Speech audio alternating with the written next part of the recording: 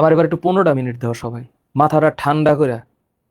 তোমরা এখন সবাই মিলা মাথাটা ঠান্ডা করে একটু, তোমরা এসএসসি লেভেলে যারা আছো বা যে কেউ যদি এই ভিডিওটা দেখে থাকো এই মুহূর্তে, তোমরা একটু ঠান্ডা মাথায় আমার দিক তাকায় দেখো। কুয়ার ম্যাথ নিয়ে তোমাদের যাদের প্রবলেম হয় তাদের বলছি যে কেন প্রবলেম হয় কুয়ার ম্যাথ, যে এইখানে কেন গড় সরণ হিসাব করতে হবে, কেন গড় সরণ হিসাব করতে হয়, এই কথাটা আমি একটু ক্লিয়ার করে বলি। ঠান্ডা মাথায় একটু আমার দিকে তাকাইয়া 15-20টা মিনিট একটু সময় দাও। মনে করো যে এটা হলো একটা কুয়া, কুয়ার মধ্যে পানি আছে। এখন সেই পানি অর্ধেকও থাকতে পারে, 2/3 থাকতে পারে, হোয়াটএভার কুয়ার মধ্যে পানি থাকতে পারে, সেটা যে কোনো উচ্চতায় হইতে পারে। আমি ধরলাম, আমি বোঝানোর চেষ্টা করছি যে এই যে কুয়ার মধ্যে পানি আছে, আমি ধরলাম এই ডট ডট গুলো হচ্ছে এক একটা পানি। হ্যাঁ, ডট ডট গুলো একটা পানি। খুব মনোযোগ দিয়ে না তাকাইলে বা সম্পূর্ণ মনোযোগ না দিলে বা মাথাটা না খাটাইলে এখানে জিনিসটাকে আত্মস্থ করা যাবে না। আমি সবাইকে রিকোয়েস্ট করতেছি, তোমরা যারা এই মুহূর্তে দেখতেছো একটু তাকাইয়া আল্লাহর ওয়াস্তে একটু মনোযোগ দিয়া রাব্বি জিদনি ইলমা বইলা তাকাও। সহজ করে যতটুকু কম কথায় বলা যায়, এই কুয়াটা আমি মোটর দিয়ে খালি করব। আমি মোটর দিয়ে কুয়াটা খালি করতেছি। এখন কুয়া খালি করার মানে কি? আমি কি পানি আকাশে নিয়ে যাব? ফিজিক্সের কনসেপ্টে এসএসসি লেভেলে আটকাইতেছি আমি যে আমি পানি কি আকাশে নিয়ে যাব? না। তাহলে আমি কি এই পানিটাকে খালি করার মানে কি? এই পানিটাকে খালি করার মানে এখানকার পানিটাকে কি আমি এই পর্যন্ত উঠাবো? এটা কি অসীম বিষয়টা এরকম না। ফিজিক্সের ভাষায় ওই পর্যন্ত আমি ওঠাবো না। আমি ওঠাবো হচ্ছে পানিটাকে এই কুয়ার একেবারে এই জাস্ট এই হাইট পর্যন্ত ওঠানোকে আমি কুয়া খালি করা বলতে বোঝাচ্ছি। পানির কণাটাকে কুয়ার উপরের স্তর পর্যন্ত বোঝাচ্ছি। তাইলে এই পানির কণা যতটুকু উচ্চতা ট্রাভেল করলো, এই পানির কণা কি ততটুকু উচ্চতা ট্রাভেল করবে? তার চেয়ে বেশি করবে। তাহলে এই পানির কণাটাকে আমার এই পর্যন্ত উঠাইতে হবে। আবার এখানকার যে পানির কণাটা আছে, সেই পানির কণা সব মানে কি একই উচ্চতা অতিক্রম করবে? না। তাহলে এই পানির কণা অতিক্রম করবে এই পর্যন্ত। তাহলে প্রতিটা স্তরে পানির কণাগুলো এক এক ধরনের উচ্চতা অতিক্রম করলে খালি হবে, খালি হবে। এখন আমরা জানি যে আমরা কুয়াকে খালি করতে চাচ্ছি, তো কুয়াকে খালি করতে গেলে কেন গড় সরণ হিসাব করতে হয় এবং সেই এইচটা আমরা কেন পাচ্ছি না। তাহলে কুয়ার ম্যাথে গড় সরণের হিসাবটা কেন করতে হয়, গড় সরণ কেন হিসাব করতে হয়, এটা হইলো আমার কথা। কেন হিসাব করতে হবে, কেন ঘর্ষণ হিসাব করতে হবে? করতে হবে এই কারণে, এখানে একটু জিনিসটাকে ফিল করো, ফিল করো। ধরো এখানে একটা কুয়া আছে, এখানে একটা কুয়া আছে এবং এই কুয়ায় অর্ধেক পানি আছে, অর্ধেক। বুঝো আমার কথা? তাহলে এখানে পানি এই পর্যন্ত, সরি এখানে পানি না, অর্ধেক পানি আছে। ধরো একদম অর্ধেক এই পর্যন্ত পানি আছে, এই পর্যন্ত পানি আছে। ওকে, এখন এই অর্ধেকটুকু পানি আছে। সো আমি ধরলাম এই কুয়ার উচ্চতা হচ্ছে এইচ এবং এই কুয়ার ব্যাস হচ্ছে ডি, ইকুয়ালস টু ধরলাম ব্যাস হচ্ছে 2 মিটার আর উচ্চতা হচ্ছে সে ফর এক্সাম্পল 10 মিটার। তো উচ্চতা যাই দেয়া থাক, what ever the data is, I am thinking about the concept. এখন আমি এই পানিটাকে খালি করব, অর্ধেক পানি খালি করব। তো অর্ধেক পানি খালি করতে গেলে সবগুলো পানি কি একই উচ্চতা অতিক্রম করবে? করবে না। তো আমি এটাকে একটা ব্লক হিসাবে চিন্তা করতেছি। ব্লক, আমি চিন্তা করতেছি এই পানিটার একটা ব্লকের মতো, একটা ইটের ব্লক। তাহলে এই পানিটার সমস্ত পানি কতটুকু উচ্চতা অ্যাকচুয়ালি অতিক্রম করবে? যদি এই পানিটাকে আমি উপরে উঠাই তাহলে ও এটা অতিক্রম করবে হচ্ছে h/2 উচ্চতা। আর এই নিচের পানিগুলো যেগুলো আছে, এইটা যদি পানি অতিক্রম করে তাহলে এই পানিগুলো অতিক্রম করবে h উচ্চতা। তাহলে আসলে এই সমস্ত পানি কণা কতটুকু উচ্চতা অতিক্রম করবে? এই তখন হিসাব হয় যে এই পানির কণার সবগুলাকে যদি একটা ব্লক হিসাব করি, তাহলে ওর যে ভার কেন্দ্র একেবারে মাঝখানের যে কেন্দ্রটা, সেই কেন্দ্রটা আসলে যতটুকু দূরত্ব অতিক্রম করবে সেইটুকু হচ্ছে এই পানির অতিক্রান্ত দূরত্ব, সমস্ত পানির। তাহলে এইটা হলো সেই ভার কেন্দ্রের সরণ, যে এই সরণটা কত? সরণটা হচ্ছে নিচ থেকে টোটাল দূরত্ব অতিক্রম করবে এইচ, আর উপরের পানিটা দূরত্ব অতিক্রম করবে h/2, এইটার অর্ধেক অতিক্রম করবে। এই জন্য গড় সরণ লাগে। কারণ ফিজিক্সের ভাষায় পানি বা কুয়া খালি করা, কুয়া খালি করা বলতে এখন কুয়া খালি করা বলতে যা বোঝাচ্ছে সেটা হচ্ছে সমস্ত পানি কণাগুলোকে এক উচ্চতায় নিয়ে যাব না, এই সারফেস লেভেলের যে উচ্চতা এই পর্যন্ত আমি নিয়ে আসবো। তাই সমস্ত পানি কণা একই রকম উচ্চতা অনুভব করবে না, একই রকম উচ্চতা পার করবে না। তাহলে এখানে কি হবে? তাহলে এটা হলো 3h/2, 3h/2 ডিভাইডেড 2, উপরে 3h হবে, 2h + h/2 মানে 3h/2। তাহলে এটা হচ্ছে কত? 3h/2/2, তাহলে এটা হচ্ছে 3h/4। তাহলে এইখানে যে পানিটুকু আছে সেটা অতিক্রম করবে হচ্ছে 3 × 10 / 4। তাহলে 30কে 4 দিয়ে ভাগ করতে হবে, বা আড়াই আড়াই ইন্টু 3 × 25 = 75, 7.5 মিটার। তাহলে এটা হচ্ছে 7.5 মিটার উচ্চতা অতিক্রম করবে। এখন এই পানিটুকু খালি করতে গেলে যে আমি mgh হিসাব করব, mgh হিসাব করব, তাহলে এই এম হচ্ছে এতটুকু যে পানি আছে, অর্ধেক পানি, সেই পানির ভর, আর এইচটা হচ্ছে এই 7.5 মিটার। তাহলে এটা mgh, মানে এতটুকু ভরের পানিকে উপরে উঠাইতে গেলে কতটুকু কাজ করতে হবে, দ্যাট ইজ mgh। এখন এই এম কি? এম হচ্ছে পানির ভর, পানির ভর। এখন তুমি বলবা স্যার এখানে তাহলে কতটুকু পানি আছে? এখানে এই কুয়ার অর্ধেক পানি আছে, তাহলে অর্ধেক পানির ভর কেমনে বাইর করব? এই যে পানির ভর, এটা হচ্ছে কুয়ার আয়তন হচ্ছে πr²h, কুয়ার আয়তন, কারণ কুয়াটা হচ্ছে একটা সিলিন্ডার আকৃতির একটা কুয়া, সিলিন্ডার। তো সিলিন্ডারের আয়তনের সূত্র কি? πr²h ইনটু এটার মধ্যে অর্ধেক পানি আছে। এই যে অর্ধেক পানি, এটা যে ওর ভর, এটা তো আয়তন, আয়তন না? তাহলে আমরা কি জানি 5 নম্বর সূত্রে, মানে পঞ্চম অধ্যায় সূত্রে, ρ = m/v। অর্থাৎ পানির ভর বের করতে গেলে পানির ঘনত্বকে আয়তন দিয়ে গুণ করতে হবে। তাহলে এই যে এটা তো পানির আয়তন, এটার সাথে ঘনত্ব গুণ করতে হবে। 4°C তাপমাত্রায় পানির ঘনত্ব 1000 kg/m³। এখন যদি আমি এই অর্ধেক পানির হিসাব করি, তাহলে পানির ভর এত, তাহলে পাই হচ্ছে 3.1416। হ্যাঁ, পাই হচ্ছে 3.1416 ইন্টু ব্যাস 2 মিটার, তাহলে ব্যাসার্ধ 1 মিটার, তাহলে ব্যাসার্ধ 1 মিটার। উচ্চতা কত? উচ্চতা 10, কিন্তু 10 মিটার পর্যন্ত কি পানি আছে? পানি নাই, পানি আছে অর্ধেক, আর পানির ঘনত্ব হচ্ছে 1000। এখন এত কেজি হবে পানির ভর, তাহলে কি দাঁড়ালো? 3.1416 ইন্টু 1 ইন্টু 10 ইন্টু 0.5 ইন্টু 1000, তাহলে কত দাঁড়াচ্ছে? 500 ইন্টু 5000। তাহলে ভেরি সিম্পল, 1000 2 দিয়ে কাটলে হয় 500, 500 ইন্টু 5000, 5000 ইন্টু 3.1416, 15,708 কেজি, 15,708 কেজি পানি আছে এই এতটুকুর মধ্যে। এখন এই এতটুকু পানিকে উঠাইতে আমি যদি 70% কর্মদক্ষতার একটা মেশিনকে ব্যবহার করি, যেই মেশিনের ক্ষমতা হচ্ছে 3 HP, আমি ধরলাম কত HP? 3 HP। ধরো, আমি জাস্ট ম্যাথটাকে বানানোর চেষ্টা করতেছি। তাইলে 3 HP ক্ষমতার 70% বেশি হয়ে যায়, 60% কর্মদক্ষতার 60% একটি মোটরকে ব্যবহার করে এই কুয়ার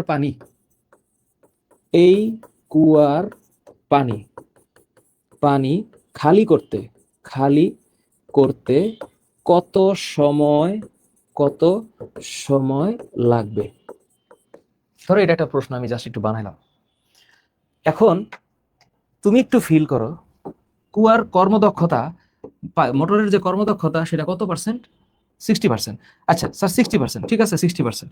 এখন তুমি একটু ভাবো, ইমাজিন করো, মাথাটাকে একটু ইমাজিন করো, মানে কল্পনা শক্তিটারে বাড়াইয়া, ইটি ইকুয়ালস টু ইটা, পাওয়ার অবশ্যই উপরে আসে উপরে আউটপুট, আর নিচে আমার পাওয়ার ইনপুট। তো ইনপুট তো হইলো আমি কতটুকু ক্ষমতা দিয়ে মোটরটাকে বানাইছি। তো মোটরের ক্ষমতা 3 HP, HP মানে হর্স পাওয়ার। তো হর্স পাওয়ার মানে হচ্ছে 3 এর সাথে 746 ওয়াট গুণ হবে। তাহলে আমি যদি 746-এর সাথে 3 গুণ করি 2238, তাহলে 2238 ওয়াট হইল ওর প্রদত্ত ক্ষমতা, মানে ইনপুট। এখন আমি পার্সেন্টেজ দিলাম না, আমার ইচ্ছা কত পার্সেন্ট, 60%। 60% মানে 0.6। তাহলে এই যে ইটা, এই ইটা হইল এই যে আমার 3 HP ক্ষমতা, এই আউটপুট হচ্ছে mgh/t। তাহলে আমার কাছে যে প্রশ্ন করছে কত সময় লাগবে, তাহলে এই সময়টা হচ্ছে টি। এখন এই 3 HP কত, 2238 ওয়াট। তাহলে এখন এই ইটা হইল 0.6 ইন্টু এইচপির সাথে হইল 2238 ওয়াট ইকুয়ালস টু উপরে mgh/t। তাহলে এম কত, এই যে এটা 15,708, জি এর মান কত 9.8। তাহলে এই অর্ধেক পানি কতটুকু উচ্চতা অতিক্রম করবে, এই এতটুকু 7.5 মিটার। তাহলে এটা হইল 7.5। Now I am hunting for T. এইটা হলো আমার সময়। এখন আমি যদি টিটাকে এই পাশে নিয়ে আসি, তাহলে এটাকে এই পাশে নিয়ে যাব। তাহলে আমি কি করতে পারি, আমি করতে পারি 15,708কে 9.8 দিয়ে গুণ করে 7.5 দিয়ে গুণ করলাম, ডিভাইডেড বাই 0.6 গুণ করে 2238 দিয়ে ভাগ করলাম, কত আসে 859 সেকেন্ড। তাহলে আসতেছে, তাহলে এই টি এর মান 859.8 সেকেন্ড।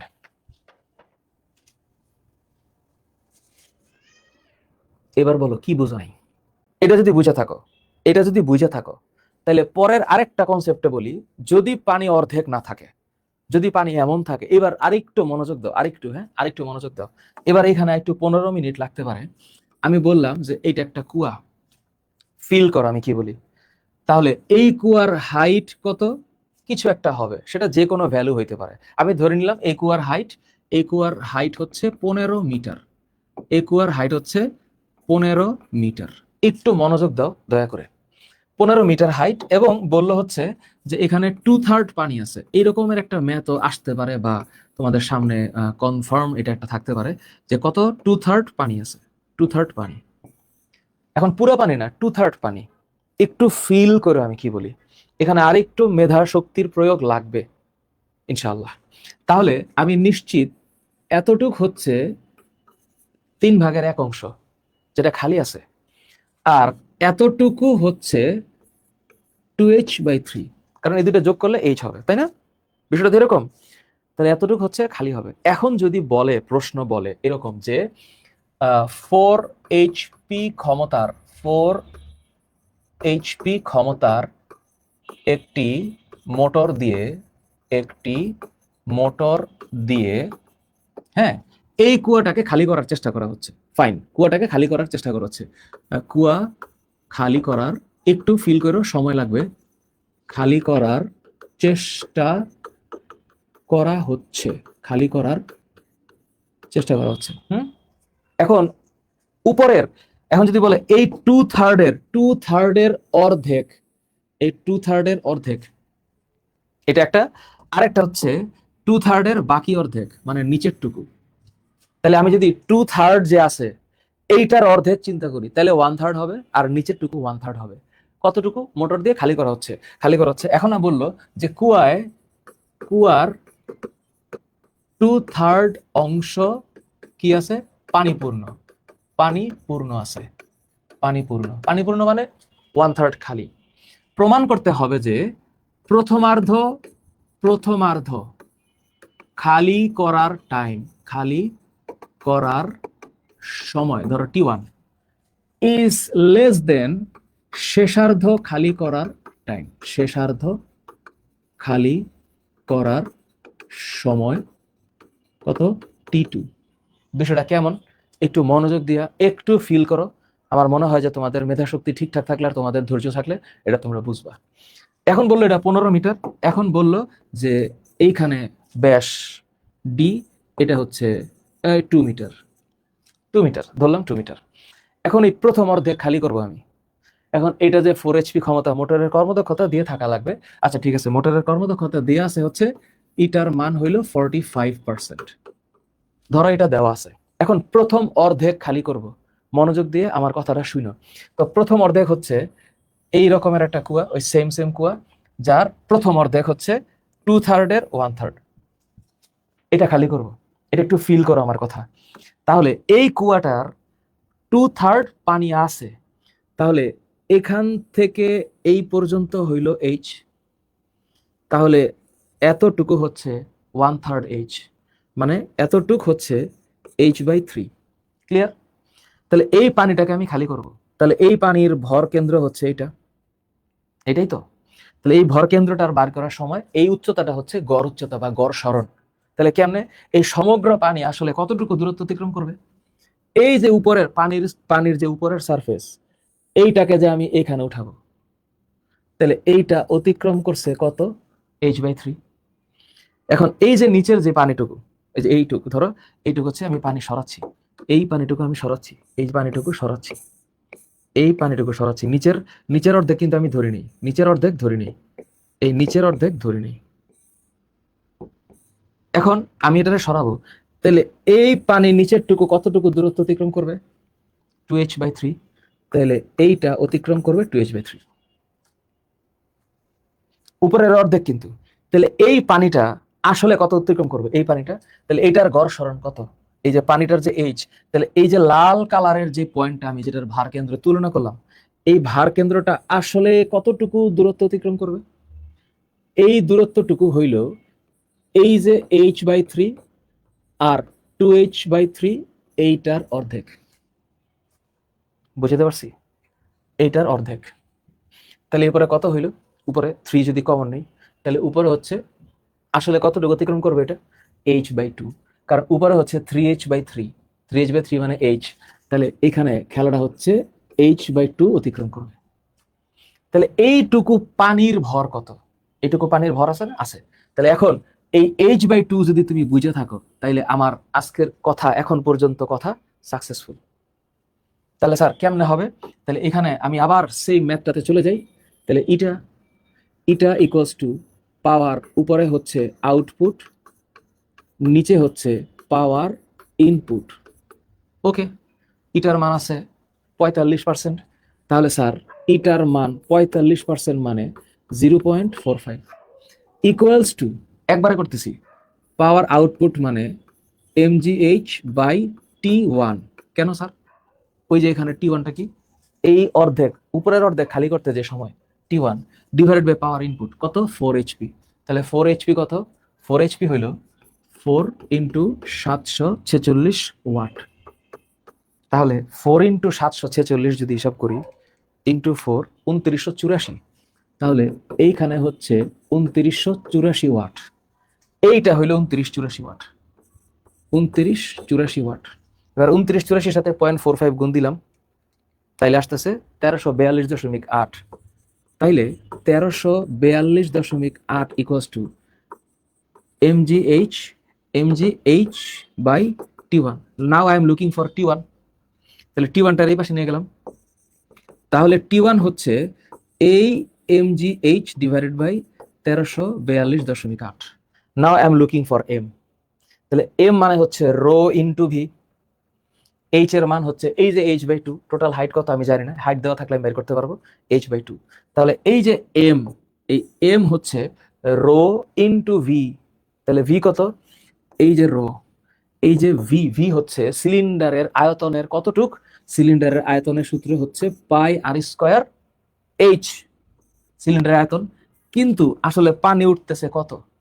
পুরাটার 2/3 পানি ছিল, 2/3 এর অর্ধেক কত? 1/3।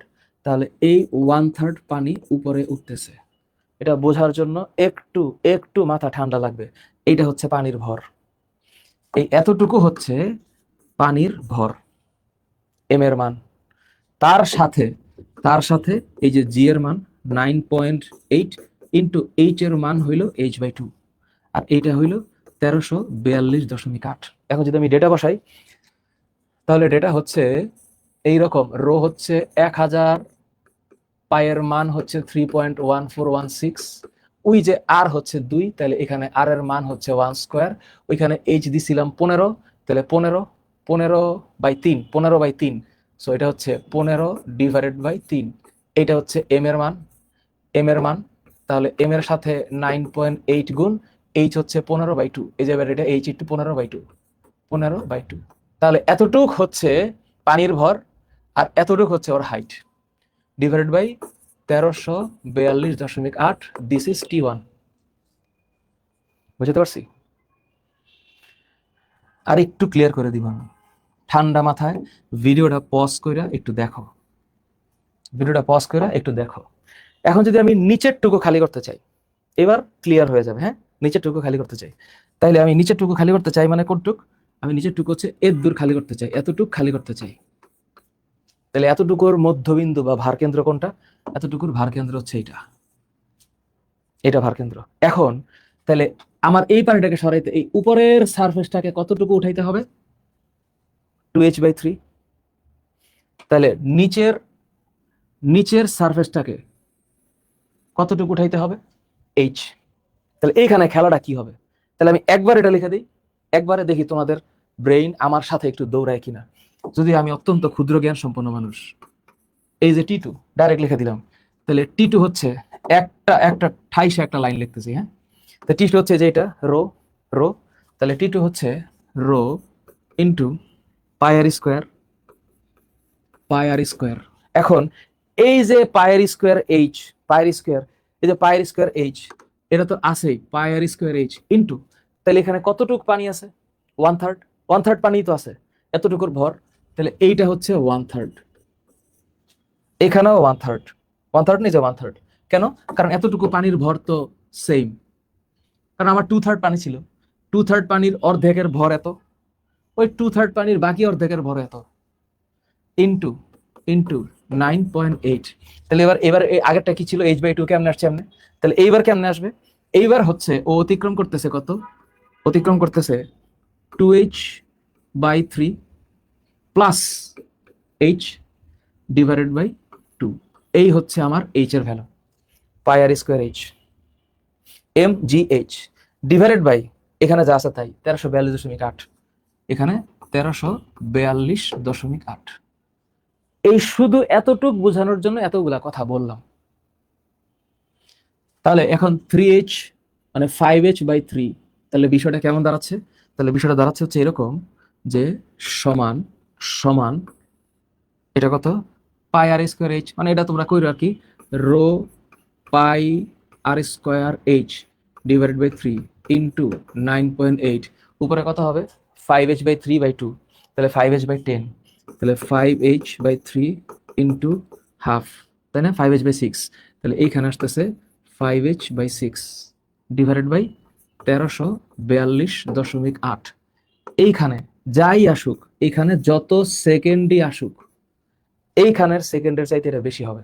এটা আমি অঙ্ক না করেও বলতে পারবো, কারণ ওই হাইট বেশি। এখানে হাইটের মান কত ছিল? h/2 ছিল না? এখানে হাইটের মান, এখানে হাইটের মান কত ছিল? h/2, আর এখানে হচ্ছে 5h/6। তার মানে এটার চাইতে এটা একটু অবশ্যই বেশি, আর বাকি সব ডেটা তো সেম। তাহলে এটার চাইতে এটা বেশি হলে এই মান বেশি হবেই। তাহলে এখানে কত সেকেন্ড হবে বাইর করো, আর এইখানে কত সেকেন্ড হবে বাইর করো। এসএসসি পর্যায়ে, এসএসসি পর্যায়ে এইটা আমার কাছেই মনে হয় যে হ্যাঁ, মোটামুটি পরীক্ষার হলে করার জন্য জটিলতার সর্বশিখরে আছে। যে একটা স্টুডেন্ট তার যদি ক্লিয়ার কনসেপ্ট না থাকে, এসএসসি পর্যায়ে পরীক্ষার হলের প্রেশারাইজ সিচুয়েশনের মধ্যে এটা অ্যান্সার করা জটিল হবে। তাহলে এটা হইলো কুয়ার ম্যাথের একটা বেসিক বেসিক পার্ট, এটা হচ্ছে একটু 2/3 করে তার হাফ করার পার্ট। এর চাইতে জটিল দেওয়ার সুযোগ আমার মনে হয় না আছে। সো এটা হলো আমার কনসেপ্ট। আশা করি বুঝাতে পারছি। Thank you.